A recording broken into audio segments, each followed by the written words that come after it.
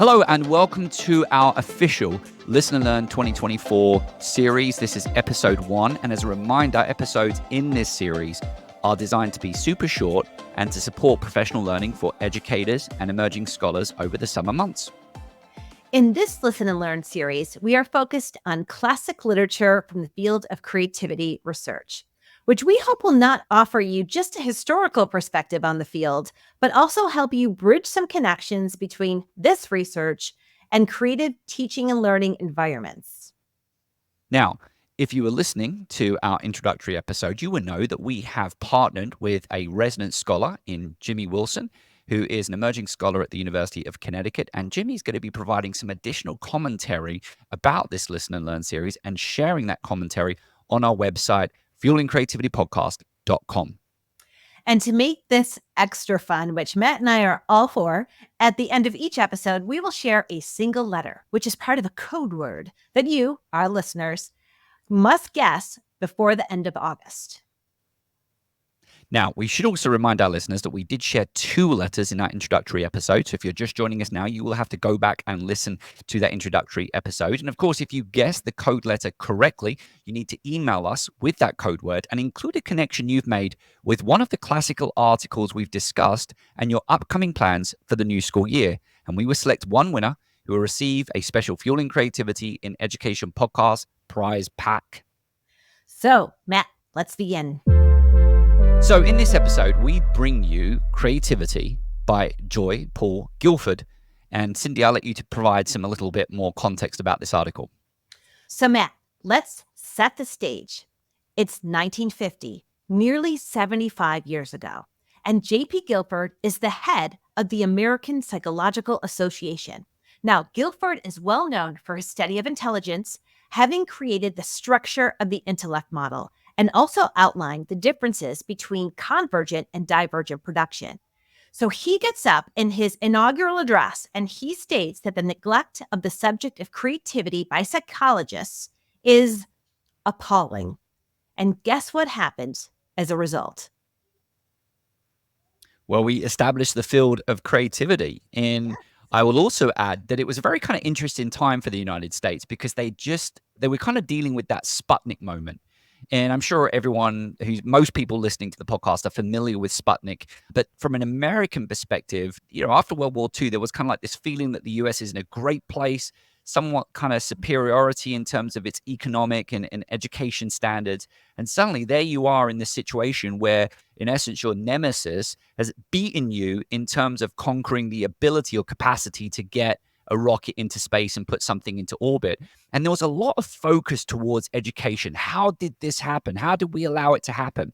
So we're going to be talking about the field of creativity, but I think it's helpful to recognize that around this time, we started to see the emergence of the National Science Foundation. We started to see some national education policy passed in the National Defense Education Act, I think it was called. And within that, we started to see greater focus in science, technology, and engineering, all with a gear, in essence, of trying to produce more creative engineers and scientists to kind of maintain and catch up with that space race. So a super duper interesting time.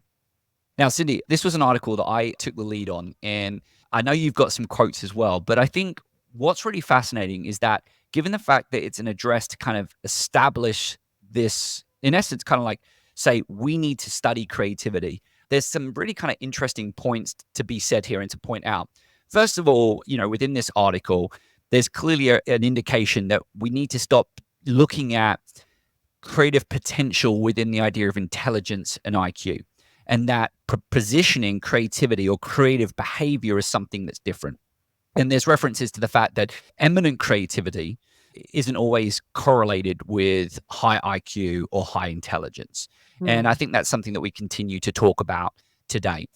In addition to that, what I saw within this article is at that time, this idea of creativity was primarily focused on this idea of eminent creativity. But within this article, there's also this suggestion that we should start thinking a little less around not less of eminent creativity, but basically providing more attention to kind of, smaller levels of creativity, whether it becomes, I don't want to kind of even use definitions of how we refer to it today, but basically anything that's not eminent creative, maybe we should kind of like look at less eminent creativity. And also, of course, looking at education. And there's a big part in this article that starts talking about education. Now, you've pulled some specific quotes from that as well. And Mm. within this article as well, there's also a recognition. They're psychologists, so they're obviously focused very much on the creative behavior of the individual. But I thought it was fascinating with a recognition of asking questions around the process. So we have to identify what is the creative behaviors associated with the creative process. And then we also have a reference that even if you are able to identify creative behaviors, in this article, there's a reference that environmental conditions may also influence what behaviors emerge as well. And of course, on the podcast, we've spoken a lot about environmental factors that can influence creativity as well. And as the article kind of goes on, and I think this is really important, we start getting into some of the challenges with the state of education at the time, a lot of focus on the acquisition of knowledge, which might not necessarily always be conducive for creative environments. And there's references to tests, which I know you might talk about a little bit more in a moment. But in addition to that, Joy Paul Guilford does say, listen, we need knowledge to be creative. So he's not completely dismissing the need to go and acquire knowledge, because he says that, we don't create in a vacuum. But I think the real big piece that I think will resonate with a lot of our listeners, and a big piece to what we talk about on this show, is the idea of looking at creativity within the individual as their capacity to invent something. Mm. And so some of the classroom conditions doesn't always set up students to go and engage in a process or an experience of inventing things. And so he talks a lot about different environments, or I wouldn't say talks a lot, but he talks a little bit about environments, and of course starts moving into things like the art class. And the art class potentially is a place where we have an expectation that people are meant to invent things. And, just making some connections to this article and some of the conversations we have, I think there's a lot around this idea of project-based learning. When you think about inventing things, and I think about Frank LeBunker's episode, because of course, given what we've just shared, there was a focus on inventing things within the sciences as well. That inquiry-based learning, engaging these kind of scientific inquiries to go and create something, whether it's new knowledge or create a new invention. And I think today we celebrate a lot of student creativity by having these invention conventions, or these kind of innovation fairs, or these science fairs. And so you really kind of see that coming through within this article. So that's kind of like a summary that I took from it. There's a lot of other kind of like, I get in the weeds of some specific things, but I know you've also identified some specific quotes that you want to talk about. Well, first, Matt, let me just respond to a few things that you mentioned. You really covered some of the different P's, which we're going to be covering in our next article, which is from Mel Rhodes. And I won't mention what those P's represent, but you did just mention them, and they will be talked about in the next episode. So stay tuned. I think the interesting aspect that Guilford talked about, was around the behaviors and the inventiveness, and thinking about those relationships between creative behaviors and inventing. And I think when we are creating, we are inventing. We're inventing something new. We are creating something new. And it made me reflect upon the words invention and creativity. And I know we've had lots of conversations around the difference between creativity and entrepreneurship. I recall a conversation we had with Monica Kang that was really brilliant around the differentiation. But we haven't really talked that much about the difference between creativity and inventing. Because if you think about scientists, they are inventing new ideas.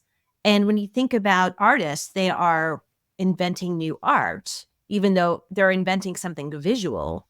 So is there a difference between creativity and inventing? And that's not something I've really reflected on as much as, say, creativity and innovation. So what are your thoughts on that? Well, I mean, it's a tough one, right? Because I deliberately kind of set up the 4 Ps, because I know we're going to cover that next. Mhm. I think it is interesting the fact that you're seeing a suggestion of these 4 Ps, a recognition that it's not just about identifying creative behaviors per se. And I think the reason why that is, of course, this is a psychologist, right? And they are focused on individual people.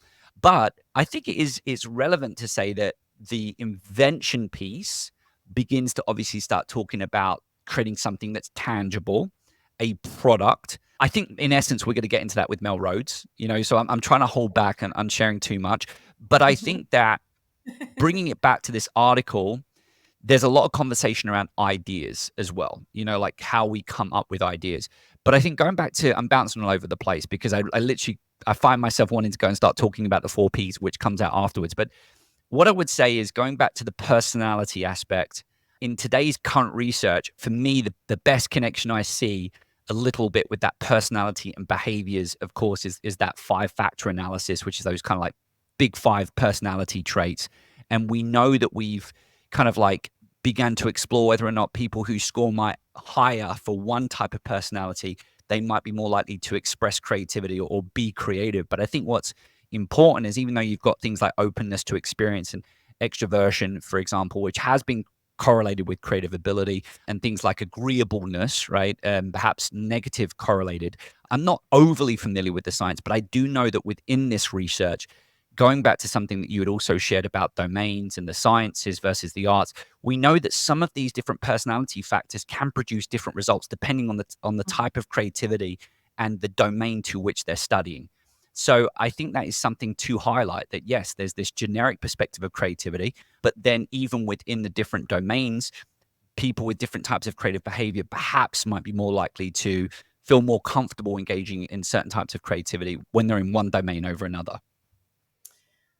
Nice. Now, I want to share some of the quotes that I found that just made me smile. So the first quote that I found was, "The child is under pressure to conform for the sake of the economy and for the sake of satisfying prescribed standards," which he said, that's why there is less creativity in students, because they have to conform to satisfying these prescribed standards. And man, all I could think of was 75 years later, and we are not that far from that same spot where there's all these standards that students have to meet. So they don't get to really nurture and develop their creativity because they're trying to meet all of these standards. Do you have any thoughts on that?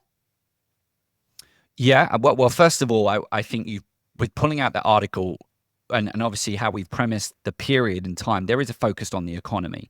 And Mhm. I think to this day, we continue to focus on the economy. We have lots of people, who use the words, oh, we're educating students for jobs that don't exist yet. As soon as you're talking about jobs and you're talking about connecting the education space to preparing people to go and serve the economy and the economic needs, then I think to a certain extent that does, dare I say it, suggests some type of talent pipeline. If there's a talent pipeline, I think it naturally leads to what skills do our future workforce need. We need to be teaching those. Okay, if we've identified what skills they need, therefore we need to be making sure and testing to make sure that they are meeting those standards.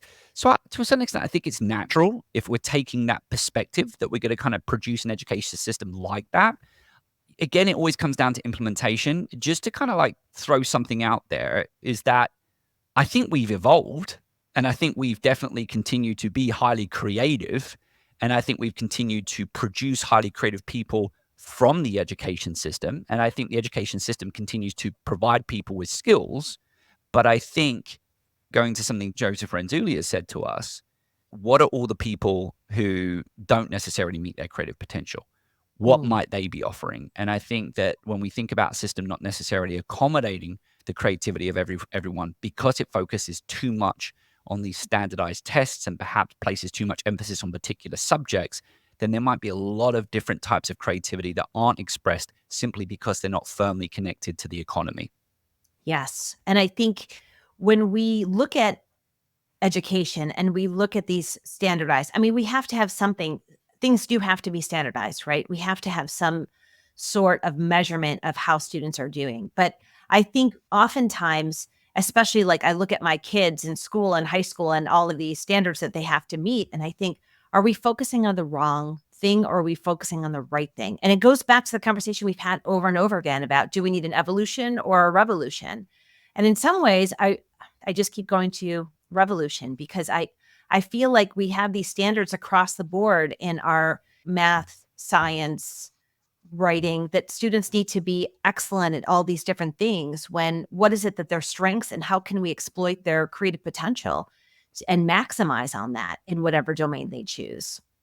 So that's what I've been thinking about since I read the article. There's one more I want to share, and I think it's one we should close on, Matt. This one made me actually laugh out loud. So he writes, He talks about the remarkable new thinking machines that can take over men's thinking. This was in 1950. I'm going to repeat that one more time. Remarkable new thinking machines that can take over men's thinking, which obviously he was talking about computers. That was very, very early on, even before we were alive, obviously. And now we're talking about these new machines taking over men's thinking, but it's not just computers, it's generative AI. So it's just interesting, the cyclical nature of it all and how we're sort of in the same place once again, thinking, is generative AI going to take over all people's thinking, not just men's? Just going to point that out. No. We should actually point out, it is the 1950s. So I shared some of these kind of phrases around men in this article, and I know it's in some of the other work that we've read as well. And I think it's a really interesting point about computers, because I never actually made that connection with the generative AI when I was reviewing it. But he certainly was talking about the fact that the education environment isn't always conducive to thinking. But you're right, there is, during this period, we've got that happening as well. After World War II, we really start seeing that emergence of digital technology. I never made that connection to this article. There's so many articles written in the 1950s that I've typically referenced when it comes to the disruption being caused by these digital technologies. But there it is, these information machines that they were also sometimes referenced to it during this period. Yeah, great connection. Interesting. Mm. Well, Matt, I think that concludes our first Listen and Learn series, but we can't go until we share this episode's special letter. Are you ready?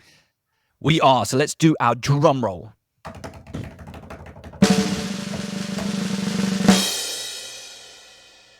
R. For Romeo. Red. Reliable. Rest. Relevant. Reckless. Ooh, that's not. I was going to say, no, reckless is good. I was going to say wrong, which I'm very aware that it begins with a W. It's just how I roll. Let's end it there. Let's sign off. My name's Dr. Matthew Worwood. And my name is Dr. Cyndi Burnett. This episode was produced by Matthew Worwood and Cyndi Burnett. Our podcast sponsor is Curiosity to Create, and our editor is Sam Atkinson.